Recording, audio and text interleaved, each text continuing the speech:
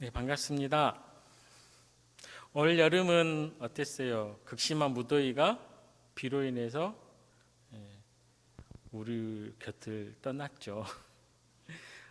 며칠 전부터 해가 나왔지만 오히려 그 해가 반갑고 좋기만 느껴집니다. 2달가량 되는 장마, 지난주에는 집중호우로 인해서 여기저기 물난리가 났죠. 구례, 곡성, 또 하동, 또 전국적으로 좀 많이 났는데요. 우리 교인 가족 중에도 어려움을 당한 가정이 있습니다. 우리가 그들을 돌아보고 또 그들을 위해서 하루속히 복구가 될 수 있도록 기도하는 우리가 되면 좋겠습니다. 어제가 무슨 날이었어요? 광복절. 광복절에 태어나서 이름을 광복으로 지신 분도 계시더라고요. 우리 교인 가운데. 그리고 또 무슨 날이었어요? 어제가 말복이었습니다. 이제 말복도 지나고 가을에 문턱에 와 있습니다. 코로나19로 모든 계획에 차질이 생겼고 또 우리가 새로운 길을 걸어가야 했던 이 시간들 가운데 계절의 변화를 보면 세월이 참 빠르게 흘러가는 것을 느낄 수가 있습니다. 다들 작년 12월 31일 송구 영신 예배 올 1월 1일까지 드렸죠. 1박 2일 동안 우리가 예배를 드렸습니다. 그때 여러분들 많은 계획들을 세웠으리라 믿어요. 생각을 합니다. 여러분들 그 계획들 지금 잘 이루어가고 있습니까? 아니에요. 네, 아직 몇 달 남았습니다.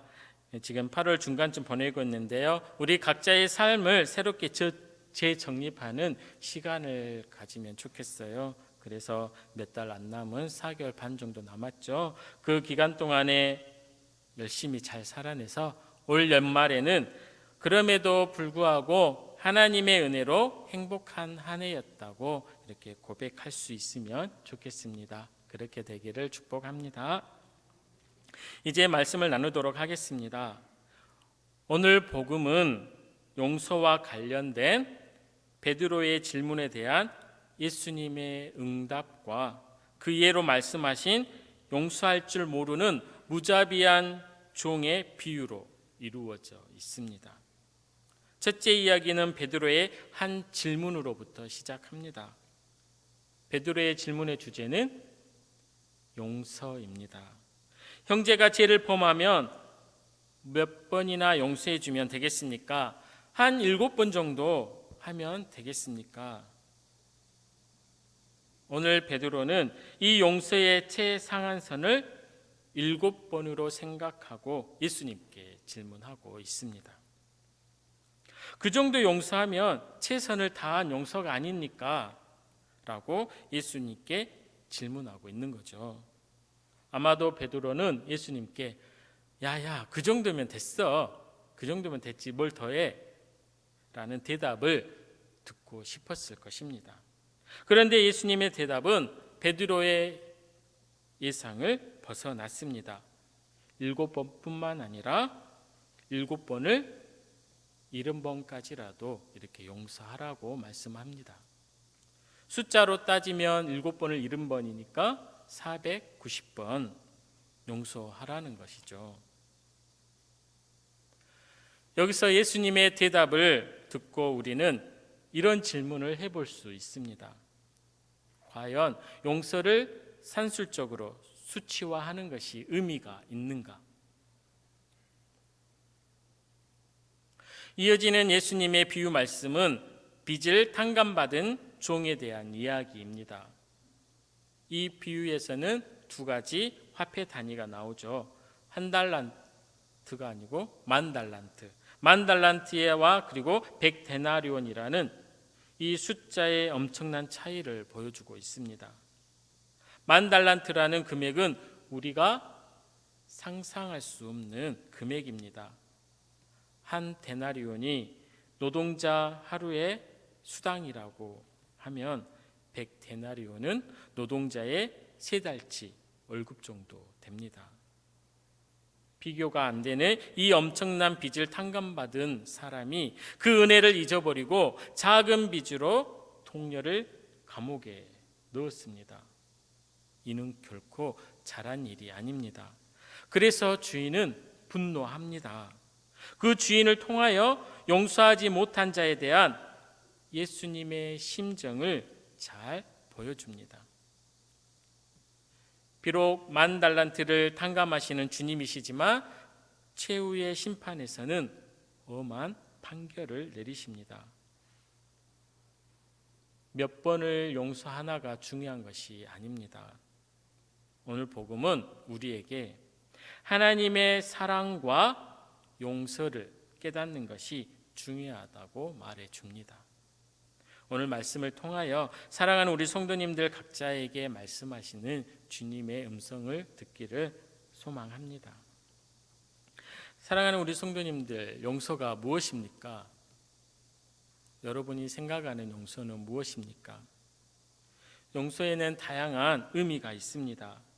용서의 사전적 정의는 지은 죄나 잘못한 일에 대하여 꾸짖거나 벌하지 않고 덮어주는 것입니다. 그런데 조금 다르게 표현하면 용서는 흔적을 지우는 것입니다. 그 상황 자체를 흔적조차 없이 깨끗하게 지워내는 것입니다.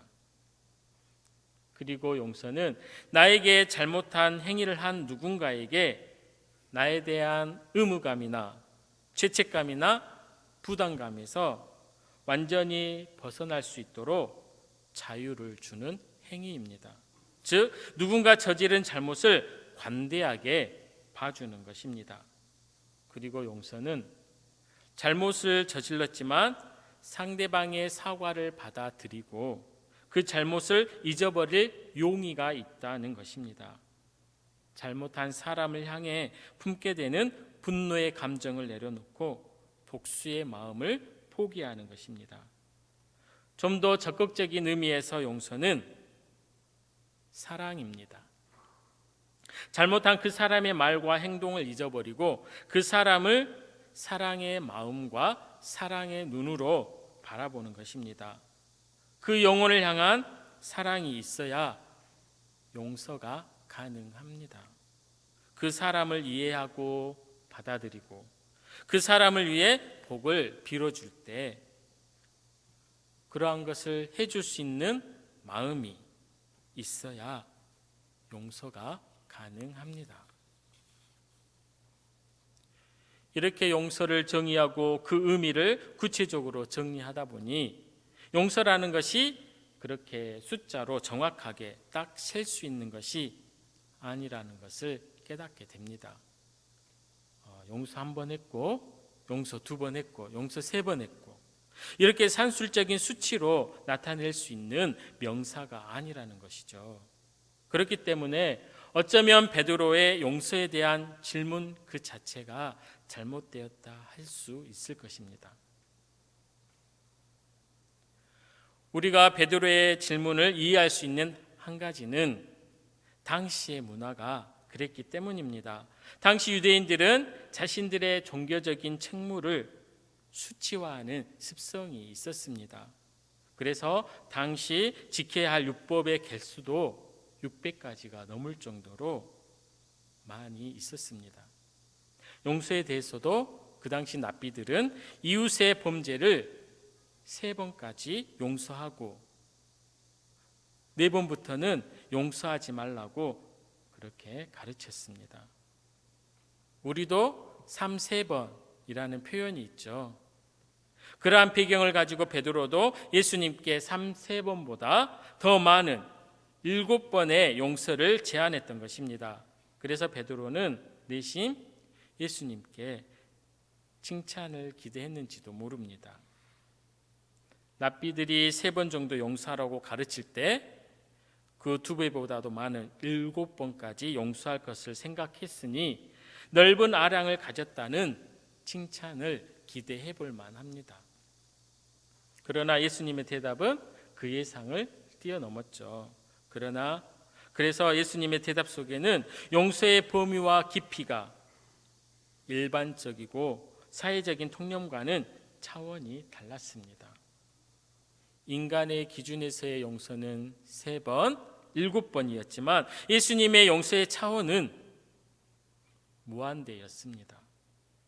예수님께서 베푸시는 너그러움의 용서는 인간의 기준, 세상의 기준을 뛰어넘는 용서였습니다.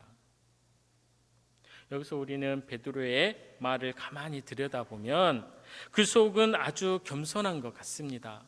하지만 은근한 교만이 그 안에 있습니다.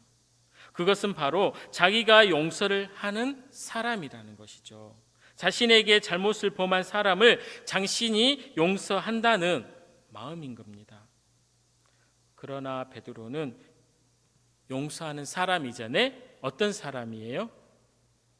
용서를 받은 사람입니다. 우리도 마찬가지입니다. 우리도 먼저 용서를 받은 사람들입니다.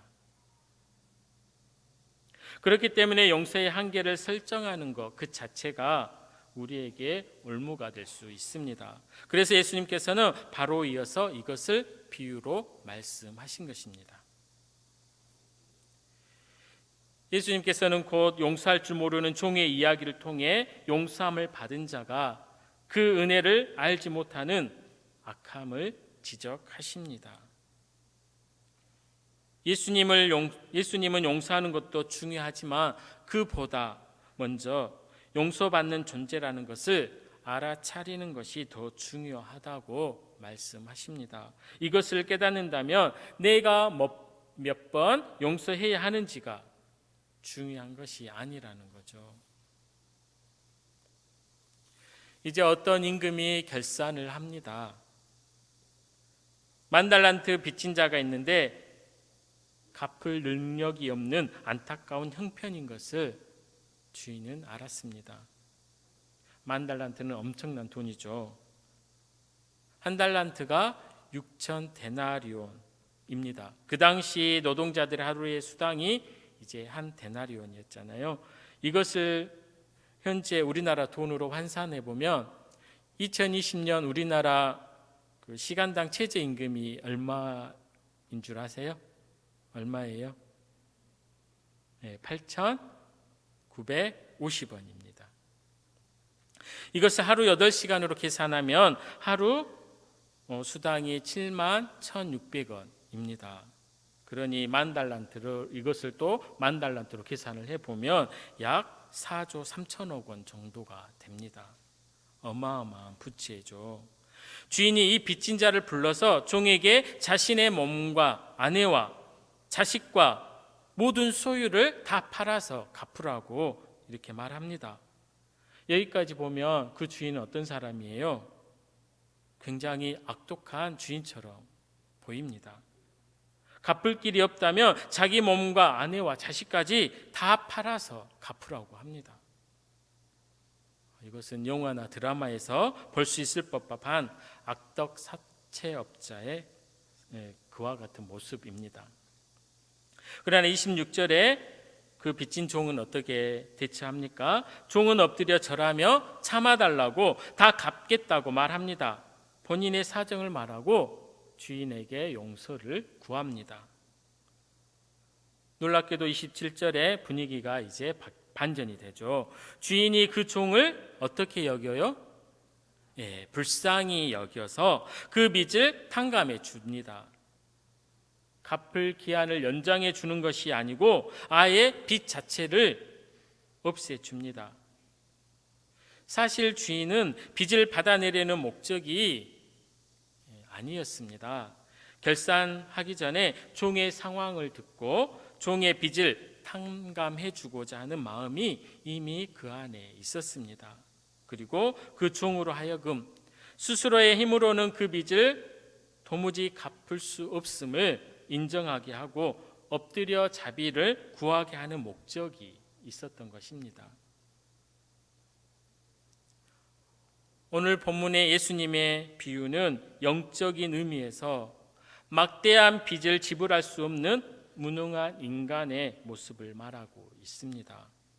우리는 주님의 용서 없이는 그 빚을 탕감받을 수 없는 연약한 자들입니다. 우리는 주님의 은혜와 자비 없이는 스스로 죄에서 구원할 수 있는 능력이 없습니다. 우리는 죄로부터의 자유를 위해서 주님의 용서가 필요합니다. 그래서 우리는 주님 앞에 무릎 꿇고 엎드려 회개하며 용서를 구합니다.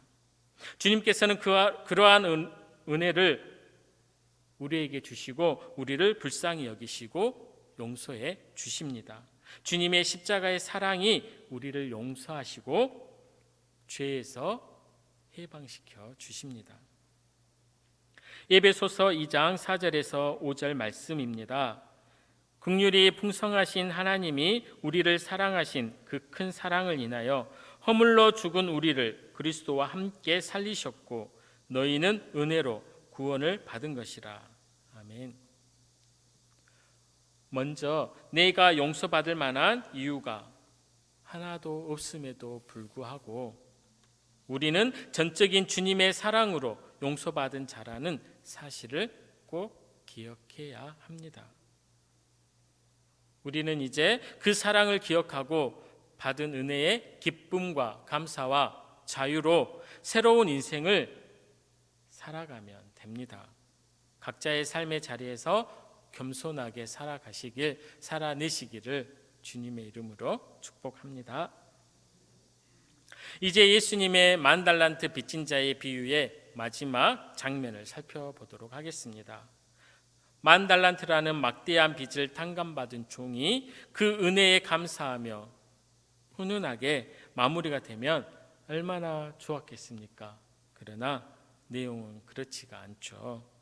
10,000달란트라는 막대한 빚을 탕감받았음에도 불구하고 자기에게 100데나리온 빚진 자의 빚에 대하여 그 채무를 독촉하며 빚을 갚을 때까지 빚진 자를 옥에 가두는 악한 일을 벌였습니다.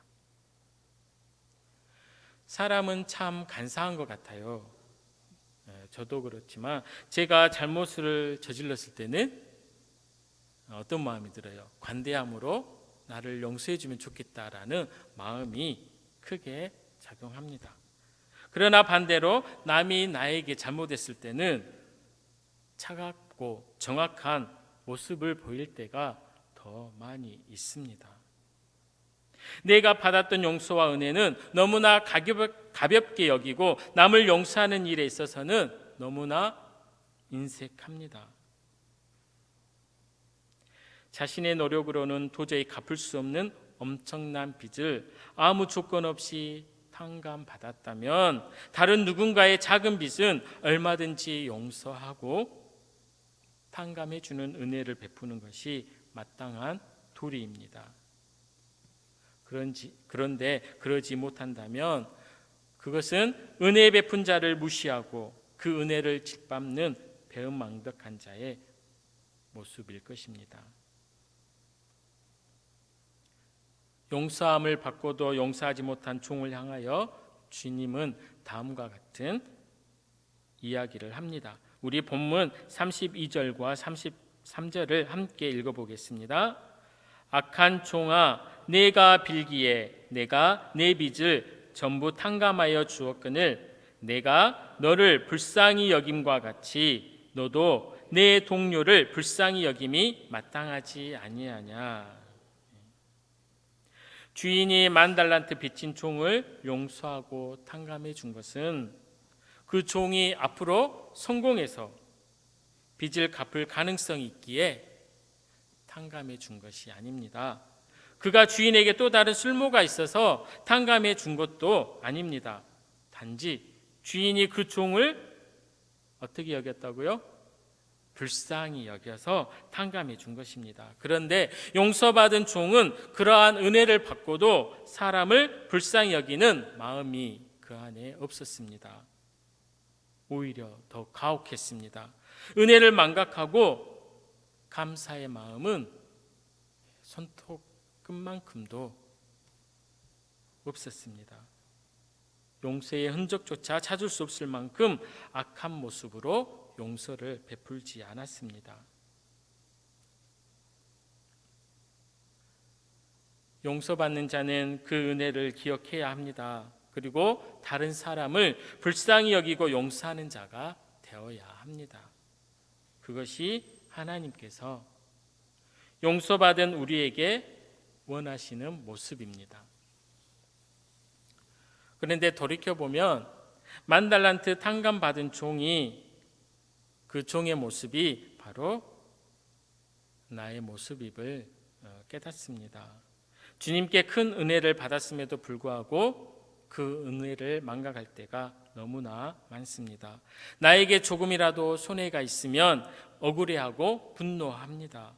나에게 조금이라도 상처 준 자가 있다면 더 큰 상처를 그에게 안겨주어야 제 속이 후련합니다. 작은 허물을 덮어주지 못하고 용서하지 못하는 그 옹졸함이 내 안에 자리하고 있음을 발견합니다. 주인은 이런 악한 종의 행동을 보고 탕감해 주었던 빚을 이제 다 갚도록 용서를 철회해 버리십니다. 이 얼마나 두려운 말씀입니까? 주님께서는 우리가 형제를 용서하지 않으면 우리에게도 그와 같이 하리라고 말씀하십니다. 본문 35절입니다. 함께 읽어보겠습니다. 너희가 각각 마음으로부터 형제를 용서하지 아니하면 나의 하늘 아버지께서도 너희에게 이와 같이 하시리라. 정말 두렵고 떨리는 말씀입니다.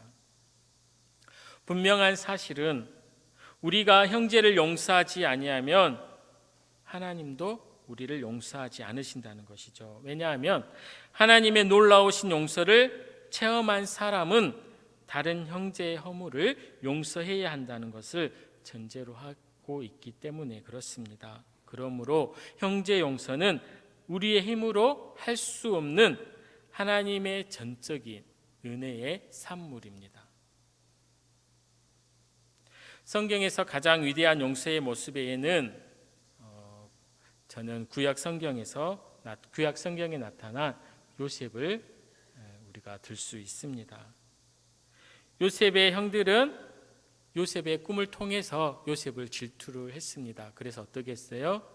요셉을 구덩이에 파고 들어가게 하고 또 요셉을 죽이고자 했습니다. 그러나 죽이지 않고 어떻게 했어요? 노예로 팔아버렸습니다.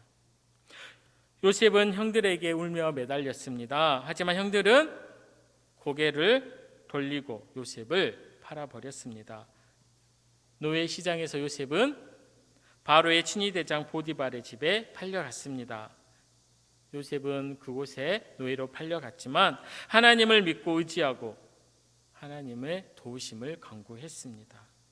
심지어 요셉은 그곳에서 보디발의 아내의 모함을 받아 감옥에 갇혔음에도 불구하고 그녀를 원망하지 않았습니다. 이렇게 요셉의 인생에 상처받을 일이 많았지만 주님만 바라봄으로 모든 상처를 이길 수 있었습니다.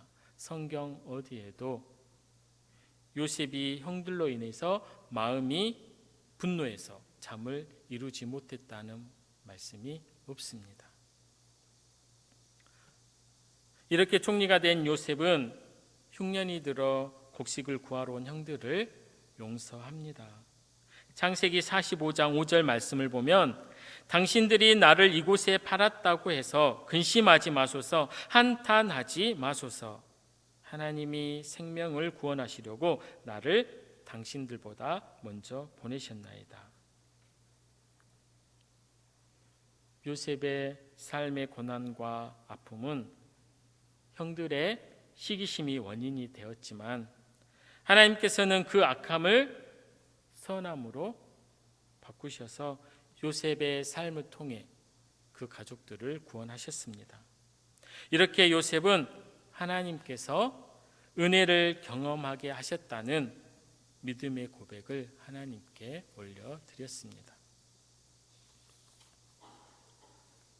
그런 요셉과 같이 그리스도의 삶의 본을 보여주신 분인 예수님은 이 땅에서 사시면서 용서하는 삶을 사셨습니다. 예수님은 십자가 위에서 자기를 십자가에 못 박는 원수들을 용서하셨습니다. 누가복음 23장 34절을 보면 이에 예수께서 이르시되 아버지 저들을 사하여 주옵소서 자기들이 하는 것을 알지 못함이니이다 하시더라 라고 이렇게 기록되어 있습니다. 예수님은 우리에게 끝없이 용서하라고 말씀하십니다.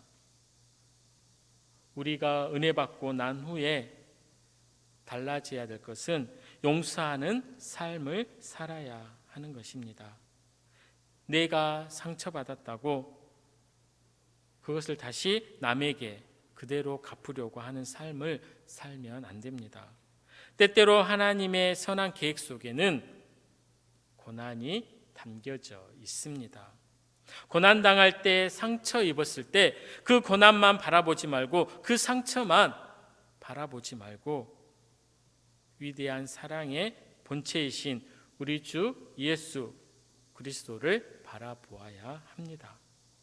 예수님을 바라볼 때 우리에게 용서가 임합니다.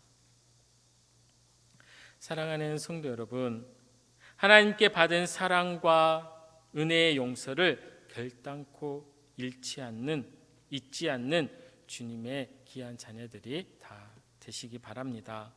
우리의 용서는 단순히 빚을 탕감해주는 정도가 아니라 하나님과 우리 사이의 관계를 결정하는 너무나 중요한 척도입니다.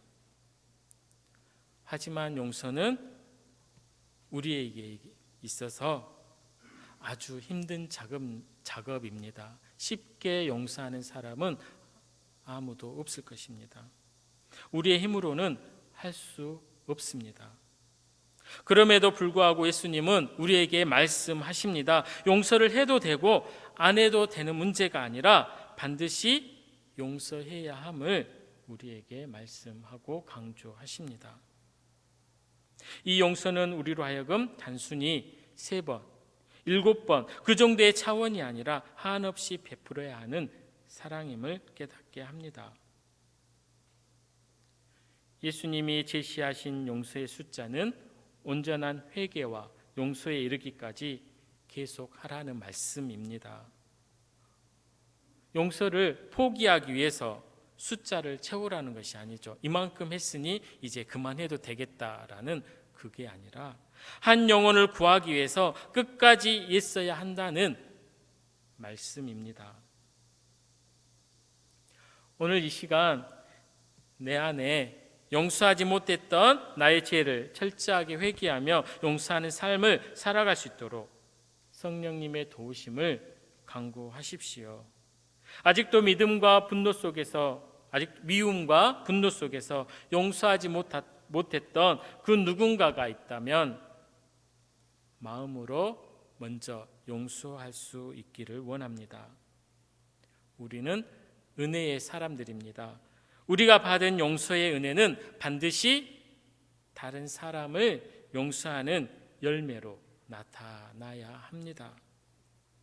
우리는 하나님께 우리의 모든 죄를 용서받은 자로서 마땅히